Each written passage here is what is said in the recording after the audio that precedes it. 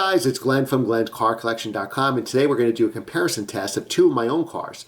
My 2003 BMW E46 M3 versus my 2011 BMW 1 Series M. Now, because I own both cars, I can give you the good and the bad. And you're actually going to pick the winner of this comparison test. You're going to vote below in the comment section. Say which car you think won and why. And if it's an intelligent comment, I'll use it in an upcoming episode. Remember to like, share, and subscribe, and leave that comment below who wins. Now we're going to start with the 1 Series M, and then we'll move on to the E46. All right, so let's go over some technical specs about the BMW 1 Series M. All right, so it's got rack and pinion steering, very sharp steering, hydraulic steering, big brakes, again, from the E92 M3 competition package. They're vented discs, 14.2 inches in the front, 13.8 in the rear. Standard tire sizes are 245/35 ZR19s in front, and the rear tires, it's a staggered setup, 265/35 ZR19s. The wheels in the front are 19x9, in the rear 19x10. Both are light alloys. Top speed is electronically limited to 155. Again, we went over 0 to 60, 4.7 seconds. Fuel economy estimate around town, 19. 26 on the highway, should average 21. I drive this car spiritedly. I get about 19. For reference, my E90 M3 with the V8 6-speed, I got around 17. So because it's a turbocharged motor, inline 6, I get about 2 miles to the gallon better. The approximate range with the fuel tank should be about 300 miles. Again, it's a twin turbo, inline 6, 4 valves per cylinder. Now, boost pressure and overboost. Regular standard boost pressure is 0.8 bar, and on overboost you have 1 bar. Horsepower, again, is 335 stock at 5,800 RPM. Again, it's the N54 engine, very easy to modify.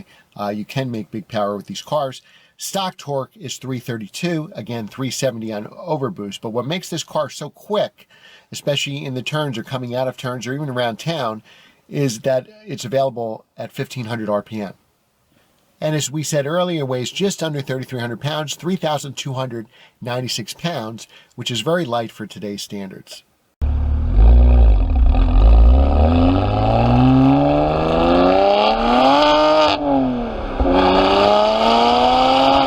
All right, so let's go over the interior really quick. We won't spend a long time about it. If you go over the 3-year review, 4-year review, 5-year review I've done in this car, and we go over every little thing on the interior. So we'll just do a real quick interior here. So you have the signature M steering wheel, which is perfect thickness, I think.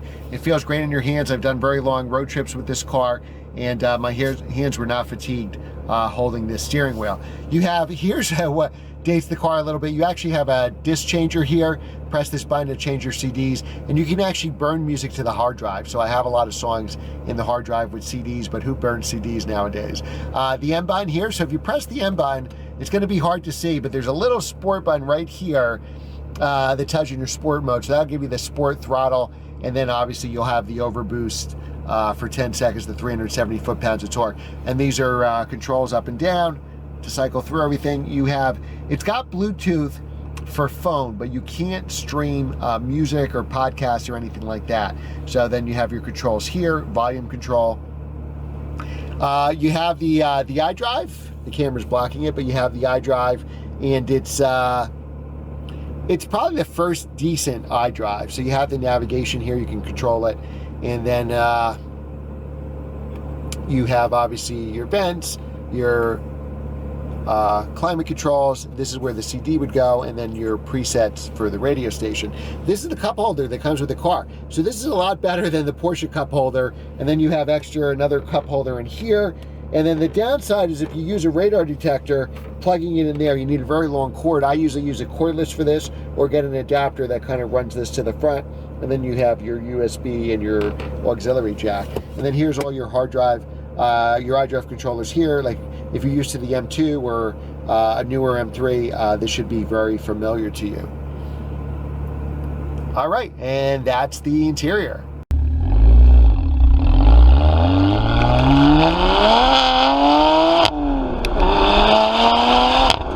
Now, one thing about this BMW 1M is it's very rare. Only 740 copies came to the United States. 309 were this color, Valencia orange, so it's actually the most popular color.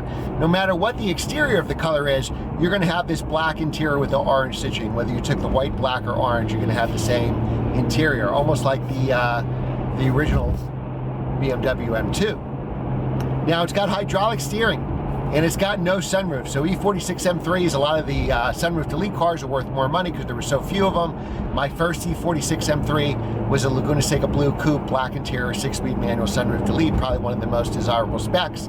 But like my current E46 M3, it has a sunroof. There's no sunroof option here. So whether you like sunroofs or hate them like I do, you cannot get a sunroof. Now, they're rear-wheel drive and have hydraulic steering. So what makes this car so good? Well, it's got a real short wheelbase. It's a small car, 172 inches. The E46 M3 is approximately, let's turn left here, is approximately 176 inches. So this is actually 4 inches shorter. Now, the wheelbase is actually 3 inches shorter than the E46 M3. It's 104 inches instead of 107. It's got basically the competition package from the E92 M3. We have the competition wheels, tires, suspension, and it makes a huge difference in this car. This car does have an M button, which gives you overboost in the sport function. When you press it, it'll say sport. But let me tell you, this car is hair on fire all the time, even without pressing the M button. This is like your hyper puppy dog that wants to go. It's like, can we go? Can we go faster? Can we go faster? Take these turns, take these turns. Now, it does take a lot of driving skill to drive this car. So if you're a newer driver or just never had a high performance car, this car gets very twitchy at the limit.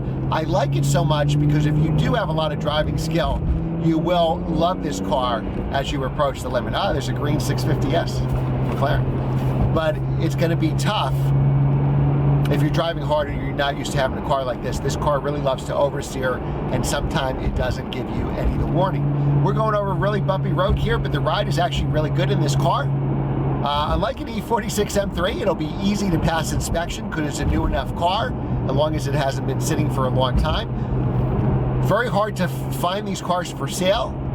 If they made 740 of these cars and figure 1% of any car is for sale at any one time, it means there would only be 7 in the United States to get. Maybe 3 of those will be orange, 2 will be black, and 2 will be white. Problem is, you're not going to have much negotiating power because if you want a good 1M, it's going to be very hard to negotiate on that because there's a lot more people trying to buy these cars than cars for sale. This car fully loaded was $54,000. I believe they started in the high 40s. This is every single option package. Now we just did a 5-year review of the 1M. I did a 4-year review, 3-year review. Every review I did something different. So we went over the options in one of the reviews. I think it was the 4-year review, and you can break down what it costs and what the options are. We won't waste time on that in this review. This will be more like a driving view. So there's a BMW driver that signaled, but he signaled left and went right, so that's kind of tricky. Now this car has a ton of power, and it will actually light the tires going from first to second. So it's got a lot of oversteer. When that turbo kicks in, it really makes this car really fast. 0 to 60, BMW claims about 4.7 seconds. A lot of people have tested and got faster than that, about 4.4. Remember, there is no dual clutch or SMG for this car. It only comes with this one 6-speed manual transmission.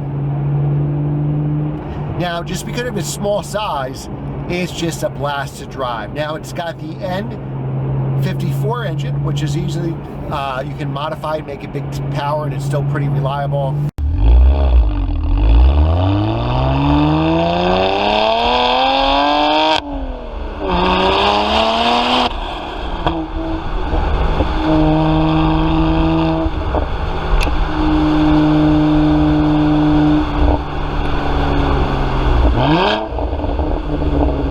So now we're going to hop into the E46 M3 and see how that compares. And then at the end, I'll give you the pluses and minuses for both cars.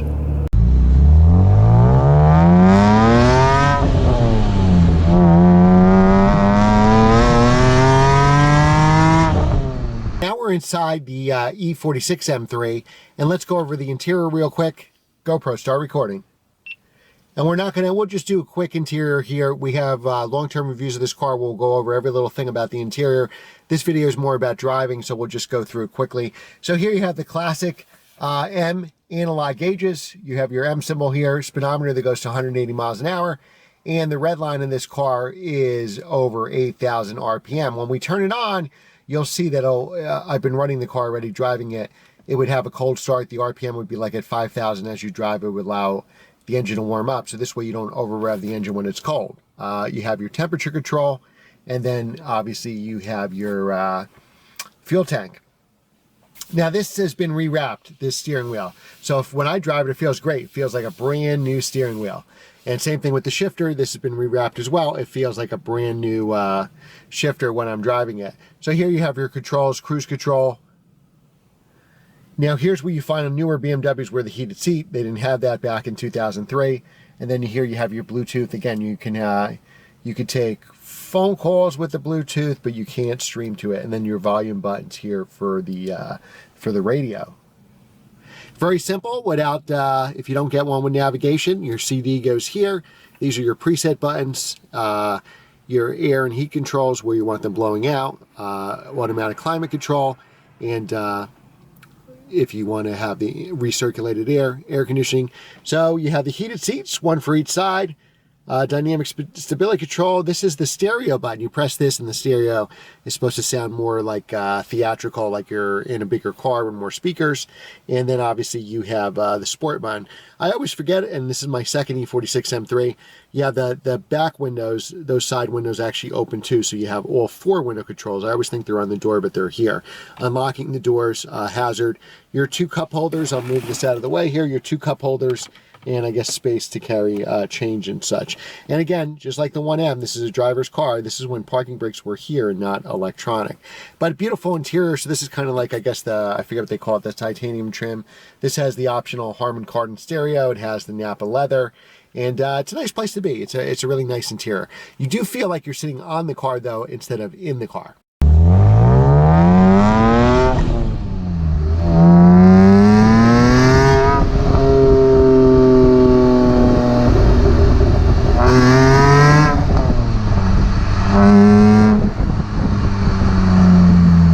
All right, and before we drive, let's give you some quick specs on the E46 M3.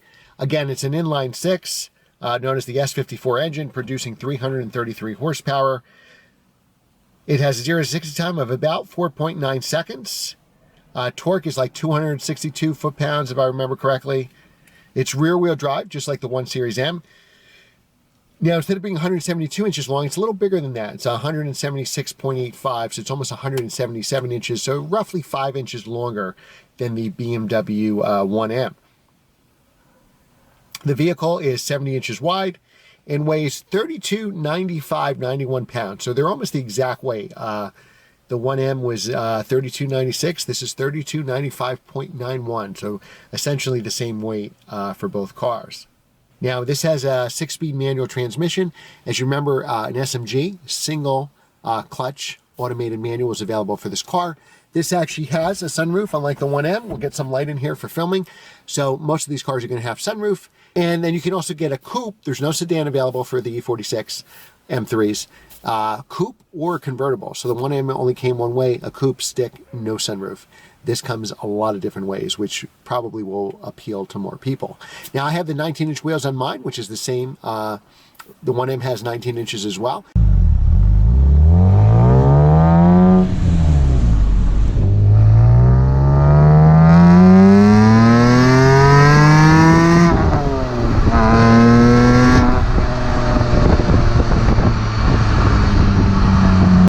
Guys, we're in the E46 M3, and a couple things I noticed right away. The back seat is bigger. You can actually fit adults in the back seat here. The 1 Series M, I've been limited to children, but you do have a decent back seat. When I had my original Laguna Seca Blue M3, I had friends. One of my friends is taller than me. I'm 6 feet. He was like 6'1", 6'2". He fit in the back, so you can actually fit adults in the back seat. Interior colors, where the 1M only came with the black with the orange stitching, there's an array of colors available with the E46 M3. We got black, we got gray, we got cinnamon, we got red. Now that we're coming up to a hill here, remember this car will roll back on hills, unlike the 1M. So if you're new to stick shift, you have some steep hills you have to go through, 1 Series M will hold it for you just like any modern car, where this is a 2003. you got to be better and on your game with the stick shift. What else can I tell you about the car? The S54 engine sounds great. Again, I have an axle back exhaust on this too. It's kind of quiet from the factory. Some people don't like that kind of chainsaw, like buzzing kind of sound with these cars. My exhaust makes it kind of a deeper sound, so you don't hear that, and I think it actually sounds really, really good. The radio, this Harman Kardon, again, E46 M3s, whatever year you buy, are going to be 5 to 10 years older than the 1 Series M.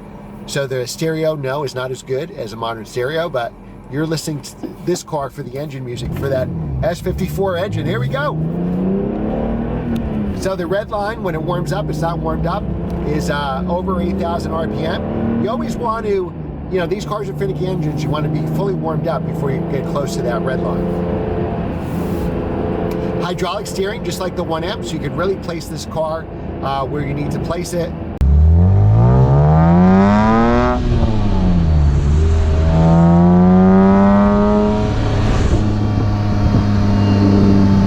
Let's take a closer look at the E46 M3. I think this is a beautiful car. I mean, all these years later, I think it still looks as good of the day it came off the showroom floor. I think this is a classic design.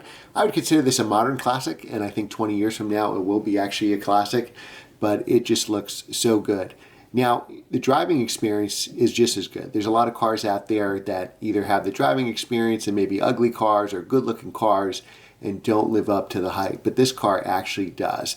I really think there's an E46 M3 for everyone. It comes in coupe, it comes in convertible, it comes with a manual, you can get it in an SMG, you can get 18-inch wheels, 19-inch wheels, any color combo your heart desires, different exterior colors, interior colors. You put an exhaust on this car, it sounds great. And what's best about this car is the balance. I recently took it out on a drive with friends on a Sunday morning up in the hills. They have really fast cars, GTRs, GT3s, Z06s. I was the slowest car in the group, but I bet you I had the biggest smile on my face. And that is an E46 M3 in a nutshell. It's a great car. There's a lot to choose from. They are older cars and they will need higher maintenance, but it is a true labor of love.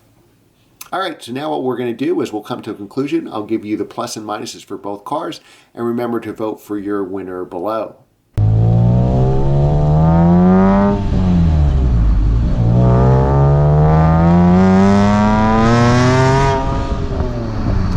All right, guys, remember you're going to vote in the comments below which one wins this comparison test. Make an intelligent comment, and when I go over the results, I may use your comment in an upcoming video. All right, so it may actually come down to whether you like turbocharged engines or normally aspirated. The M3, E46 M3, has a high-revving, normally aspirated engine. The BMW 1M, a turbocharged engine, so that could be the difference right there. Another big difference is obviously the price. You can buy two E46 M3s for the price of the 1 Series M.